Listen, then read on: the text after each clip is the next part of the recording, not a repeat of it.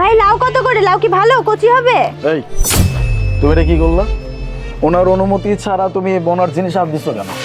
এখন লাউই তো ধরছি, এখানে অনুমতি নেওয়ার কি আছে? দোষের তো কিছু করি নাই। নিশ্চয়ই অনুমতি নিতে হবে, এটা একটা শিষ্টাচারের মধ্যে পড়ে।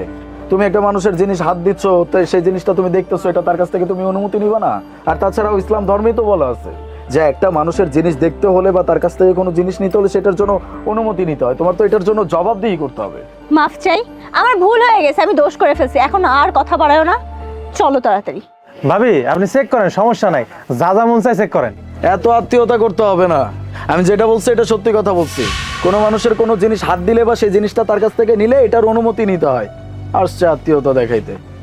এই নেন আপনার টাকা, আপনার টাকা রাখেন আর বাকি টাকা আমাকে ফেরত দেন। এত জল্লাদ কেন তুমি? হ্যাঁ, ওই লোক বলতেছে তার কোনো সমস্যা নাই, তুমি শুধু শুধু এত কথা বাড়াইতেছো এখানে। আচ্ছা আচ্ছা ঠিক আছে, চলো। ও ভাই এভাবে কেন কথা কইতেছেন? এই জন্য আপনার টাকা। শোনেন, সব মানুষ একরকম না, কেউ কঠোর, কেউ নরম, কেউ ভদ্র, কেউ অভদ্র। আর তাছাড়া আমি চাই না যে আমার দোকান থেকে কষ্ট পায় কোনো গ্রাহক চলে যাক। ক্রেতার মনে কষ্ট দিলে ব্যবসা খারাপ হয় ভাই, জান। আচ্ছা ঠিক আছে, বুঝতে পারছি, আপনি ভালো মানুষ, আল্লাহ আপনার ভালো করবে। চলো। আচ্ছা ঠিক আছে ভাইজান, কোনো কিছু লাগলে আইয়েন।